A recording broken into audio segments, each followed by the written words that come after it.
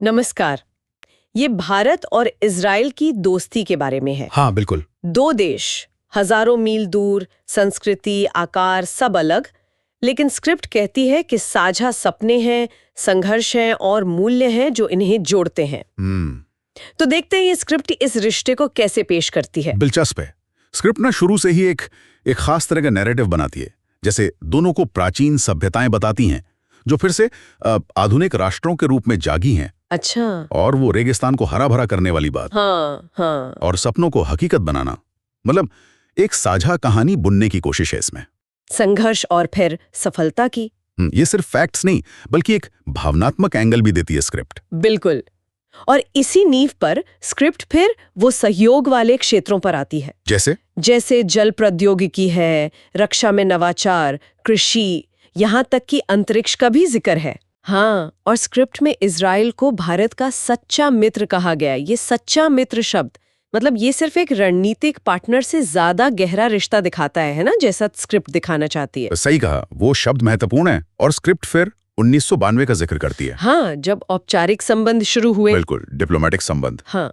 लेकिन स्क्रिप्ट इसे सिर्फ एक फॉर्मल शुरुआत नहीं मानते। हाँ। वो इस बात पर जोर देती है कि तब से ये बंधन लगातार मजबूत ही हुआ है। अच्छा, मतलब सिर्फ कागजी कार्रवाई नहीं। हाँ, स्क्रिप्ट का लहजा तो यही बताता है कि ये सिर्फ एक प्रैक्टिकल साझेदारी से कहीं ज्यादा है। ये स्क्रिप्ट का नजरिया है। और स्क्रिप्ट में वो भावनात्मक पहलू वो भी काफी है, जैसे प्रधानमंत्री मोदी की इजराइल यात्रा। हाँ। और नेतन्याहू की भारत यात्रा, उसका जिक्र बहुत गर्मजोशी से है। ये लिखा है कि उन्हें मेहमान नहीं बल्कि जैसे परिवार जैसा महसूस हुआ। हाँ, बुलाइन है उसमें। स्क्रिप्ट में एक जगह लिखा है, हमारे दिल एक ही भाषा बोलते हैं, दोस्ती। बिल्कुल। इस तरह की भाषा क्यों इस्तेमाल की होगी स्क्रिप्ट ने?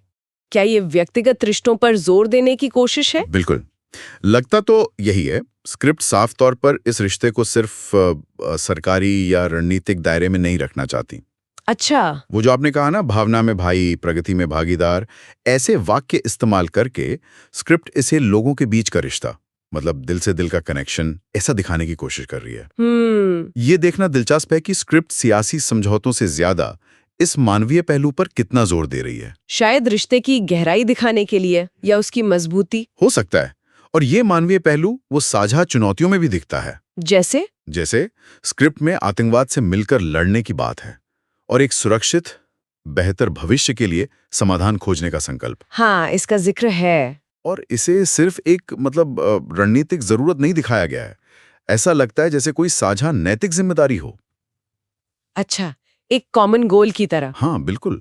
स्क्रिप्ट इसे एक साझा मकसद की तरह फ्रेम करती है जो दोस्ती को और मजबूत करता है। ये सिर्फ बाहरी खतरों के खिलाफ सहयोग नहीं बल्कि स्क्रिप्ट के हिसाब से मूल्यों और भविष्य की उम्मीदों का संगम है। ये प्रस्तुतिकरण रिश्ते को एक अलग ही लेवल पर ले जाता है। सही कहा। तो अगर हम इस स्क्रिप्ट का सार निकालें, मतलब निचोड़ क्या है, तो ये भारत और इजराइल के बीच एक बहुत मजबूत, कई परतों वाला और भावनात्मक रूप से गहरा रिश्ता दिखाती है। हाँ, बहुत मजबूत, आपसी सम्मान पर आधारित, और स्क्रिप्ट के मुताबिक समय के साथ ये लगातार बढ़ा ही है।